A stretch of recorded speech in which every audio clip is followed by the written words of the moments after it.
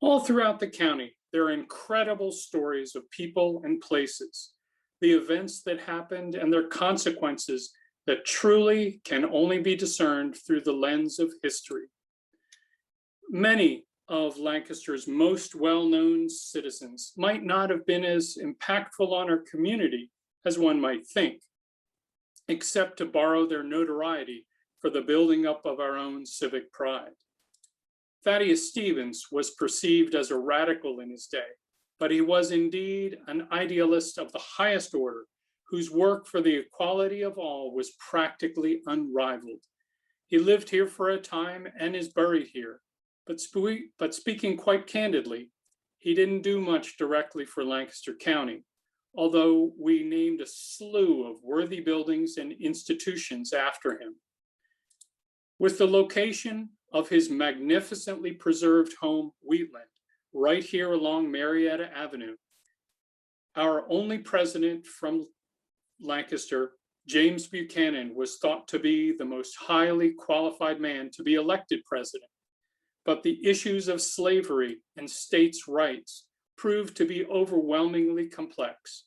Perhaps, too, his absence from the United States during his ambassadorship to Great Britain left him somewhat out of touch with the politics of the day.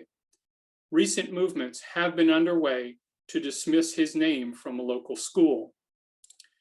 Not quite the inventor of the steamboat, but Robert Fulton helped to make the steamboat a commercial success and made other technological advances in his day.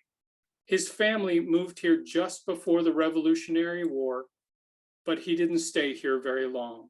His birthplace is preserved and honored here.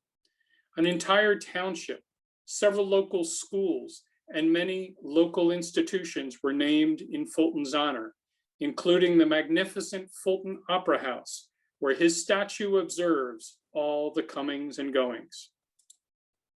Another lighthearted illustration by Mike Abel depicts one of Lancaster's visitors, a patriot by the name of Thomas Paine.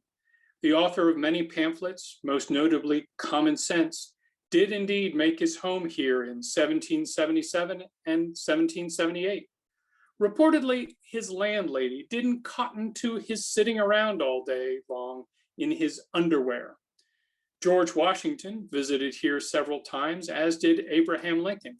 Why, even the Continental Congress, fleeing from Philadelphia at the behest of young Alexander Hamilton, met here once, allowing us to lay claim to being the nation's capital for a single day.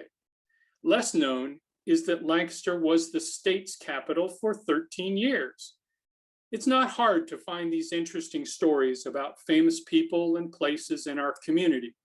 I encourage you to pursue your own individual interests and look for connections with other stories. Among these many stories, there is one very worthwhile and important story to highlight for you: the Underground Railroad. As African-American slaves fled north away from bondage, there were other people here in Lancaster to assist them, hiding them, guiding them, protecting and caring for them, all the while putting themselves at risk. I have yet to learn for myself so much more. This story beckons ample retelling, more research, and better understanding. It also helps to highlight something each of us can do, not just to rely on the accomplishments of others, but always to strive to become the welcoming community that we call ourselves.